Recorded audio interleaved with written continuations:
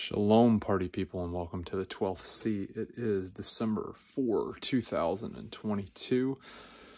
Oh, let's see where to begin. It is day 64 of 75 hard, so we are 11 days, about 11 days out from being complete.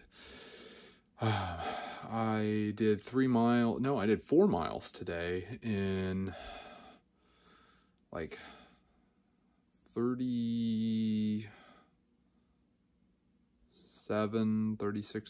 minutes, give or take, something like that. It was broken up. I did about 3 miles in 27 minutes, and then I had a potty break at a legitimate potty, and then I finished out that last mile in a semi-slow 8.5-ish minute.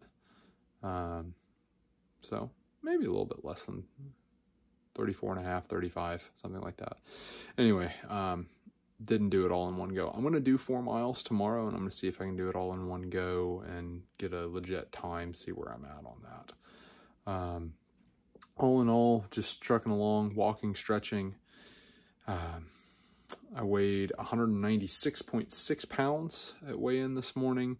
Did my photo, did my gallon, did peanut butter banana oatmeal for breakfast. I had a small slice of turkey pot pie, and then I had a couple of slices of pizza for lunch, so just polishing off those leftovers. For dinner, it was a very big dinner tonight, and I expect the scale to show this tomorrow.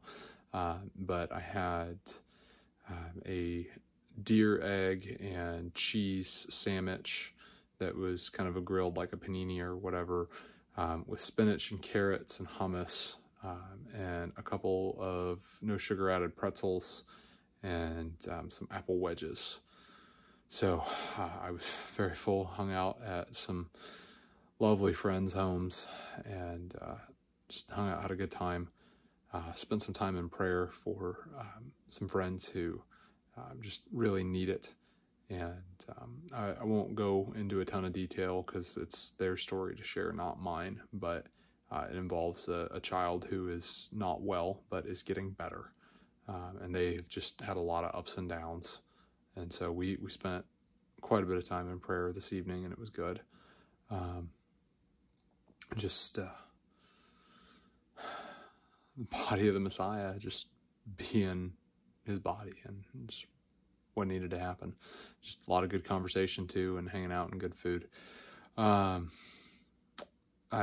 continued reading in New Testament epistles, did all the way through, I think I already did all the way through 2 Thessalonians. So we'll be going into Timothy tomorrow. And then probably going to finish out the New Testament in a few days. I keep forgetting how short of a read the New Testament actually is, especially when you do it in 10 chapter slices.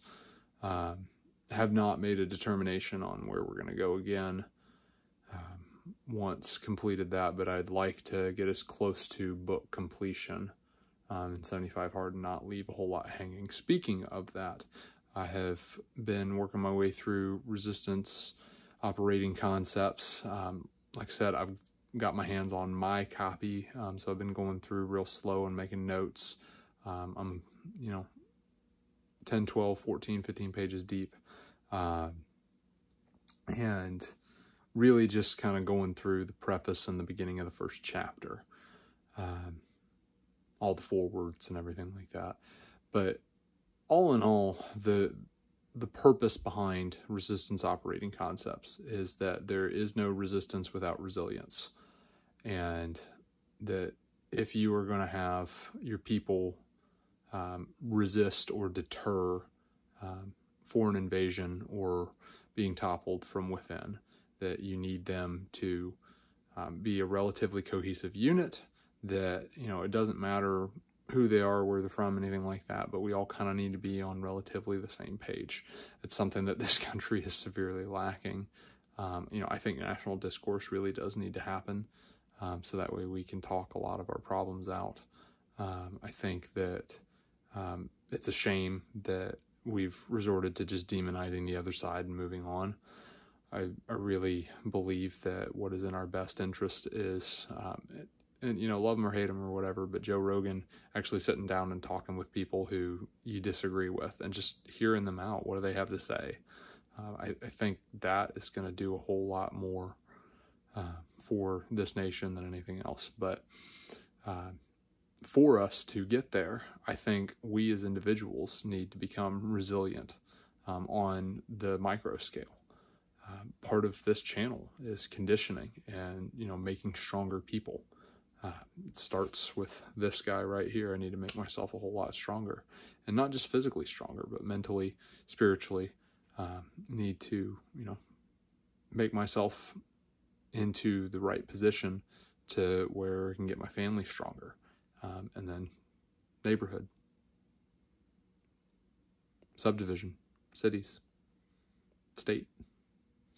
It starts at the individual level. And if we have a lot of really strong individuals, then that hopefully we can get to a point of decent cohesion where we got a lot of strong individuals and strong families, strong cities, towns, states, and we can take this nation back the right way.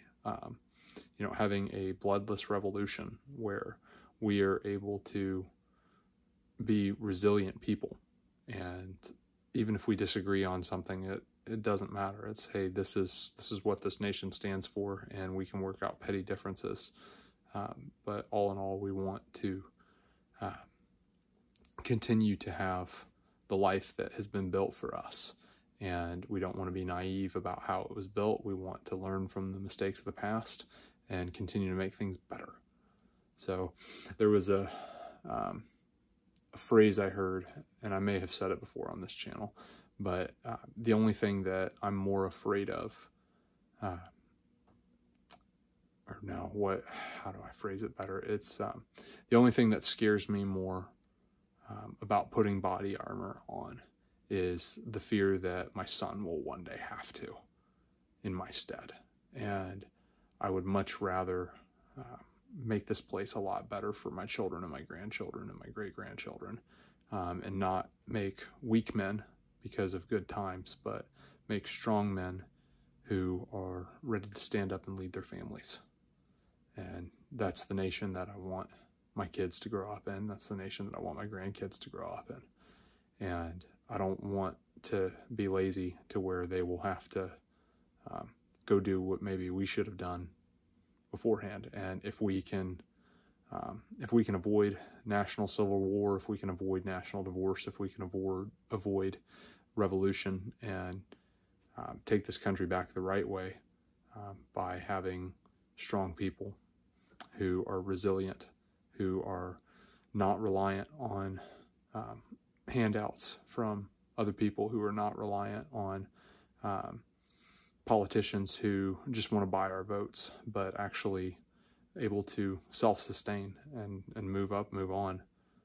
I think that will be so much better, because then we can actually do what we talk about wanting to do about shrinking government. It's like, hey, we don't require this. I think there's mutual aid that can go on in between friends and neighbors and 501c3s and, churches and organizations that just look out for their fellow man.